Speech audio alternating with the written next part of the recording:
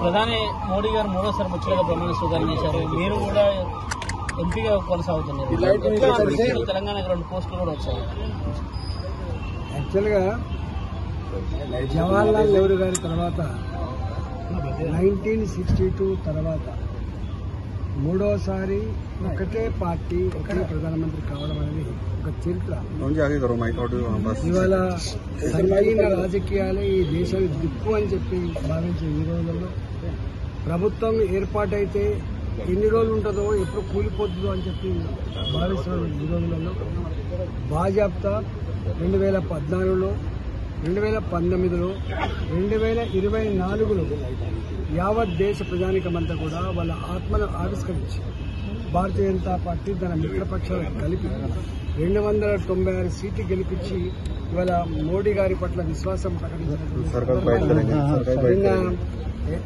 ఎర్రకోటలో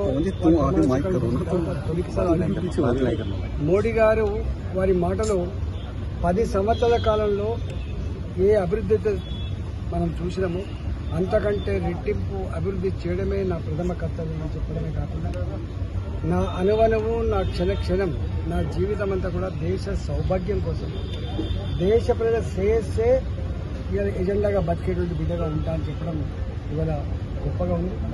10 సంవత్సరాలు నేను కొంత శాంపుల్ చూపించిన వచ్చే 5 సంవత్సరాల కాలంలో దేశంలో ఇవాళ పేదరిక నిర్మూలన అనేటువంటి స్లోగన్ని మాటలో చెప్పింది, కానీ దాని ఆచరణలో చూపించే బాధ్యత నాది.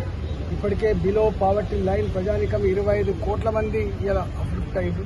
మిగతా పేదరికలు లేకుండా చేస్తా అని చెప్పడమే కాకుండా భారత ఆర్థిక వ్యవస్థను 5వ స్థానం నుంచి 3వ ఆర్థిక వ్యవస్థను తీర్చిదిద్దా అని ప్రపంచ చిత్రపటం మీద సగటు భారతీయుడి ఆత్మగౌరవ బావుటాన్ని ఎగిరేస్తా అని చెప్పి వారు ప్రకటించడం చాలా గొప్పగా ఉంది. ఇవాళ మొట్టమొదటిసారిగా రఘునందన్ రావు గారు వారు సభలో మాట్లాడతారు.